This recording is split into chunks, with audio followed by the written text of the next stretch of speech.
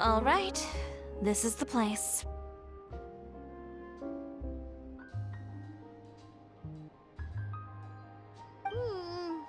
But where's the captain? There's hardly anyone around here. She's over there. The one with an eye patch reading in front of the newsstand. Oh, her! Paimon could tell there was something different about her. She seems kinda intimidating. Please wait here for a moment. I'll go fetch her. She's working now, so you might not want to get in her way. Working? But isn't she just standing there and reading a novel? Just trust me. Oh, alright, let's see what happens then. Shiori sure is a mysterious person. She claims just to be a fashion designer, but she knows all these powerful people. The court of Fontaine isn't particularly tolerant of visitors from overseas, so it isn't easy for a foreigner to promote their brand here. Even more so in the competitive world of fashion. Even a local like me just trying to make a film has to face all kinds of challenges, so I can only imagine what Shiori has been through to get where she is today. I'm sure that having more connections has definitely worked in her favor. Reading on the job? Detective novel. One main character? No. Multiple. Branching storylines. I see. How's the plot coming along? One of the main characters is about to make a choice that will affect the rest of his life. I'd wager he's going to make the wrong choice. Any way to speed things up? There's something I need your help with. You know that doesn't depend on me. It all comes down to what the character chooses. Which is exactly why I'm here to help.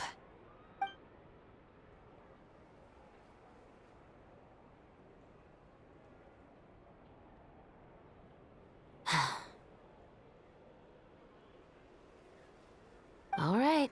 It appears he made the wrong choice in the end. Halt! Huh? What's going on? Hand over whatever you're holding. Oh, it's just a book. I didn't buy anything else. Then I'm sure you wouldn't mind letting me have a look. Excuse me, officer. I don't mind you standing around here, not purchasing anything, but I'd prefer if you didn't disturb my customers. It's bad for business, you know? Don't give me that act. You won't be able to get off so easily either. I am Shavraz, captain of Fontaine's Special Security and Surveillance Patrol. I will say this one last time. Hand over whatever you're holding at once. And before you do anything unwise, let me remind you that I'll have you on the ground before you can even think about making a run for it. All right. I'll give it to you. But please let me say something first. If there's any contraband in that book, then the shopkeeper here is the one who slipped it in. I don't have anything to do with this. Why, you trying to leave me on the hook, huh? You were the one who said you wanted it. Save it for the interrogation room. Take them away, Letelier.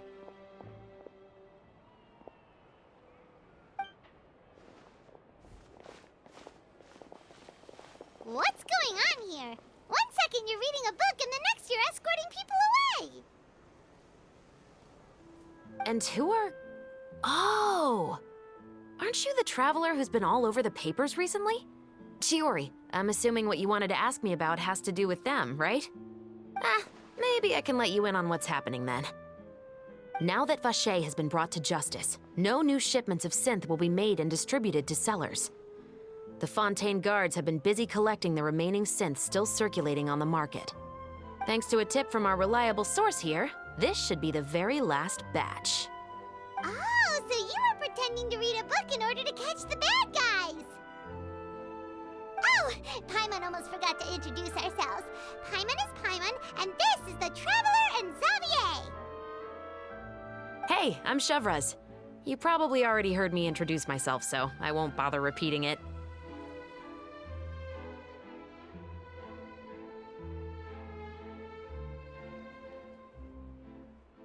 Yeah, why didn't you make a move as soon as you had the chance? Were you worried that my intel wasn't accurate? No, I wanted to see if the shopkeeper would turn himself in first. All he had to do was come up to me and say that he didn't know where the synth had come from. If he did that, then I wouldn't have had to press charges on him. He had the whole day to turn the synth over to Chevreuse. But instead, the moment I came up and blocked Chevreuse's line of sight, he took the opportunity to sell it off. Yep, he made the wrong choice, even though the right choice was right there in front of him. But you knew they wouldn't make the right choice. Yeah, I knew. I was just hoping I'd be wrong for once. Enough about that, though. What did you want to ask me about? Oh, you see, it's like this.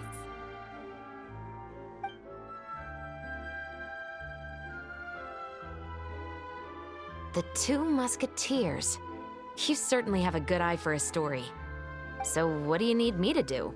Just be the action choreographer for the actors? Yes, that's right. I want to make sure we get all the details right. I want the actor's posture and understanding of firearms to be as realistic as possible. However, I'm afraid this work will require a bit of your time, since you'll have to be present whenever we're filming. Also, as for the pay... No need to say any more. I'll join. Huh? Just like that.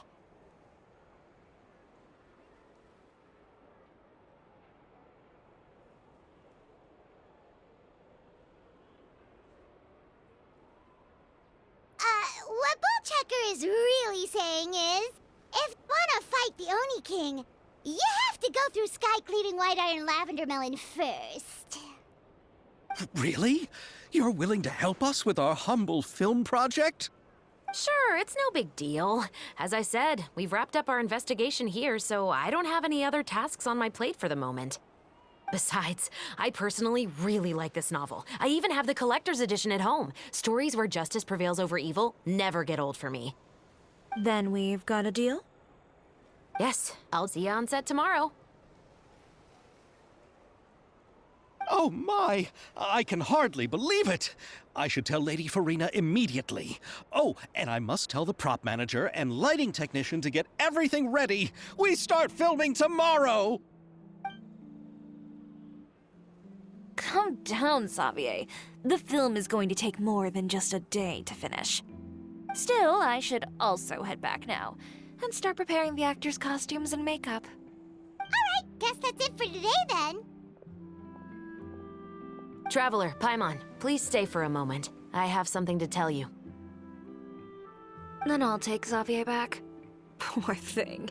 He's so excited that he can't even walk straight anymore. I don't want to spend our first day fishing our producer out of the fountain.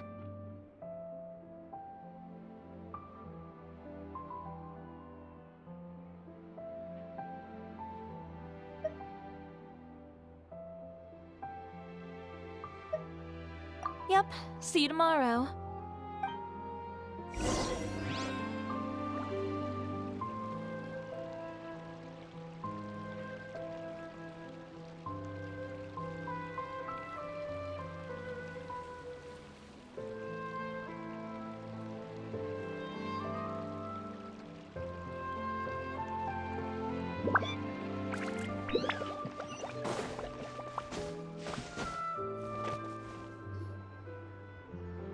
So what did you want to tell us, Chevreuse? Have you read The Two Musketeers? The story is about a pair of children born into the household of a baron and their struggle to survive together and take revenge for their mother. They were raised at the baron's estate, where their mother worked as a maid. The two were illegitimate children that the baron had with the maid, so they were never treated well by anyone. One day, upon returning home, they found their mother had been murdered and left dead on the floor. It was quite evident that the culprits were the other members of the baron's household, who never had any kind words to say to them. However, the baron was able to exert his influence and keep the whole thing under wraps. The mother's death was eventually deemed as a suicide, and there was no chance of bringing her murderers to justice. The two siblings decided to flee and someday avenge their mother.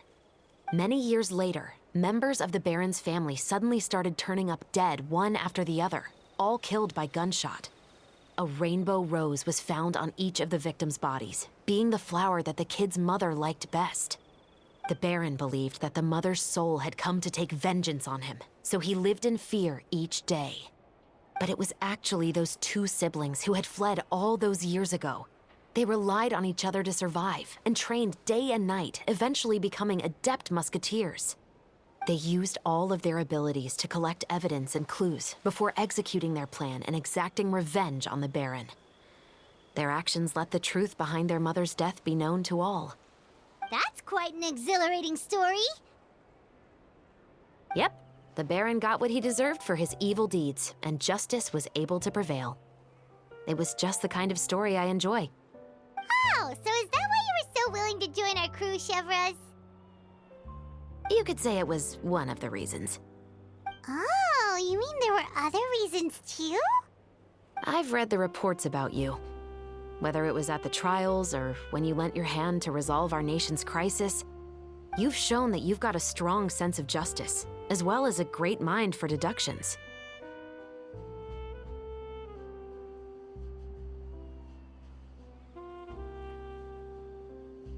Yes, you're as sharp as I expected. It seems you've experienced many similar situations before. There's been a recent murder case involving Muskets.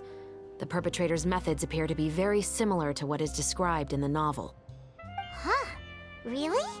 But Paimon didn't see anything about that in today's papers. The Marechaussee Phantom hasn't yet released any information to the public because the investigation is currently at a standstill. The murderer is extremely cautious. A murder involving firearms? But not that many people use those in Fontaine, right? Impossible. We perform a routine inspection of our firearms and ammo reserves every day. If one of the weapons had been fired, it would stick out like a sore thumb. Besides, I trust the members of my platoon. However... Well, that's all I can disclose about the case today. Huh? What do you mean? I hope you all can go back and get some shut-eye. You can decide tomorrow whether or not you'd like to join the investigation with me. I'm aware this might not be the ideal time to add more to your plate, but the more capable people we have, the better the chances that justice will prevail. Carrying out investigations isn't actually supposed to be our responsibility. Our job is to apprehend the perpetrators. Finding them is really up to the Marechaussee Phantom.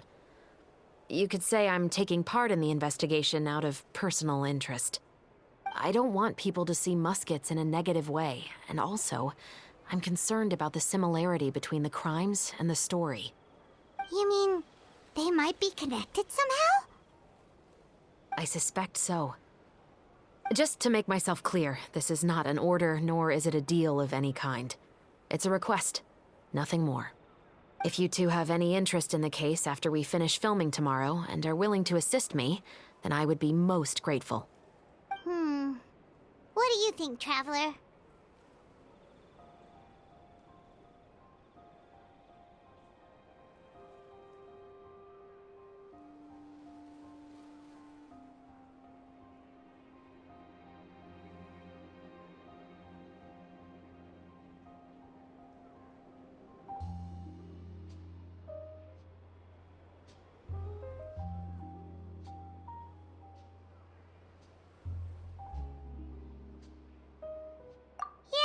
Right.